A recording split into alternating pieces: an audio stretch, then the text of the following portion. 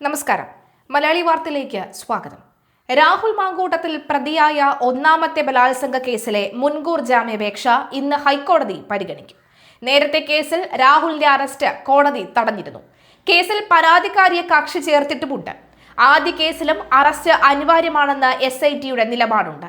മൂന്നാമത്തെ ബലാത്സംഗ പരാതിയിൽ രാഹുൽ മാങ്കൂട്ടത്തിൽ ജയിലിലാണ് ഇപ്പോൾ കഴിയുന്നത്. മൂന്നാം ബലാത്സംഗ കേസിൽ രാഹുൽ മാങ്കൂട്ടത്തിന്റെ ജാമ്യാപേക്ഷ പരിഗണിക്കുന്നത് ഈ മാസം 22 മാറ്റിയിരുന്നു. പത്തനംതിട്ട ജില്ലാ സെഷൻ കോടതിയാണ് ഈ കേസ് മാറ്റിവെച്ചത്. പോലീസ് റിപ്പോർട്ട് കൂടി ലഭിച്ച ശേഷമായിരിക്കും ജാമ്യാപേക്ഷയിൽ വാദം കേൾക്കുക. ബലാത്സംഗം നടന്നിട്ടില്ലെന്നും ഉഭയകക്ഷി സമ്മതപ്രകാരമാണ് ലൈംഗിക ബന്ധത്തിൽ ഏർപ്പെട്ടത് എന്നും ജാമ്യാപേക്ഷയിൽ രാഹുൽ വാദിക്കുന്നുണ്ട്. അന്വേഷണത്തോട് രാഹുൽ സഹകരിക്കുന്നില്ല എന്ന വിവരം വാദം നടക്കുമ്പോൾ കോടതിയെ അറിയിക്കാനാണ് പ്രോസിക്യൂഷന്റെ നീക്കം. റിമാൻഡ് ചെയ്ത രാഹുലിനെ മാവേലിക്കര സ്പെഷ്യൽ സബ് ജയിലിലാണ് പാർപ്പിച്ചിരിക്കുന്നത്. പ്രോസിക്യൂഷൻ വാദങ്ങളെ പൂർണ്ണമായി അംഗീകരിച്ചായിരുന്നു മജിസ്ട്രേറ്റ് കോടതി MLAക്ക് ജാമ്യം നിഷേധിച്ചത്. നേരിട്ടത് ക്രൂരമായ ബലാത്സംഗമെന്ന ആദ്യ കേസിലെ പരാതിക്കാരി ഹൈക്കോടതിയിൽ നൽകിയ സത്യവാങ്മൂലത്തിൽ വ്യക്തമാകുന്നു. ഭീഷണിപ്പെടുത്തി ഗർഭഛിദ്രം നടത്തിയെന്നതും സുഹൃത്ത് ജോബി എത്തിച്ച ഗുളികകൾ കഴിച്ചത് വീഡിയോ കോളിൽ കണ്ട രാഹുൽ ഉറപ്പാക്കിയെന്നും യുവതി സത്യവാങ്മൂലത്തിൽ പറയുന്നു. ബലാത്സംഗത്തിനിടെ ഏറ്റ സാരമായ പരിക്കുകൾ വ്യക്തമാക്കുന്ന ചിത്രങ്ങളും കോടതിയിൽ പരാതിക്കാരി സമർപ്പിച്ചു. ഭീഷണി വെളിവാക്കുന്ന ചാറ്റുകളും ശബ്ദ സന്ദേശങ്ങളും സത്യവാങ്മൂലത്തിനൊപ്പം സമർപ്പിച്ചിട്ടുണ്ട്. ജാമ്യാപേക്ഷയിൽ രാഹുൽ പറഞ്ഞത് വക്രീകരിച്ചതും ദുരുപദിഷ്ടവുമായ വസ്തുതകളും അർദ്ധസത്യങ്ങളുമാണ് എന്ന് പരാതിക്കാരി സത്യവാങ്മൂലത്തിൽ ആരോപിക്കുന്നു. വിചാരണ കോടതിയെയും ഹൈക്കോടതിയെയും തെറ്റിദ്ധരിപ്പിക്കാൻ ആസൂത്രിത ശ്രമം നടന്നെന്നും പരാതിക്കാരി പറയുന്നുണ്ട്. സ്ഥിരം ലൈംഗിക കുറ്റവാളി എന്ന് തെളിഞ്ഞ രാഹുൽ മാങ്കൂട്ടത്തിന് ജാമ്യം നൽകുന്നത് തെറ്റായ സന്ദേശം നൽകുമെന്നാണ് സത്യവാങ്മൂലത്തിൽ പരാതിക്കാരി പറയുന്നത്.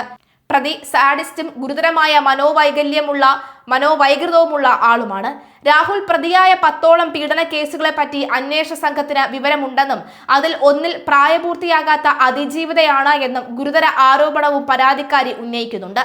Advocate John S. റാൽഫാണ് പരാതിക്കാരിക്ക് വേണ്ടി ഹാജരാകുന്നത്.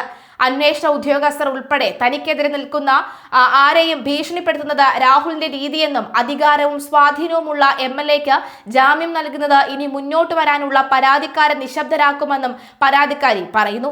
നിലവിൽ അറസ്റ്റിലായ കേസിൽ അന്വേഷണവുമായി രാഹുൽ സഹകരിക്കുന്നില്ല. ഫോണും ലാപ്ടോപ്പും ഉൾപ്പെടെയുള്ള ഉപകരണങ്ങൾ പരിശോധിക്കാൻ സഹകരിക്കുന്നുമില്ല.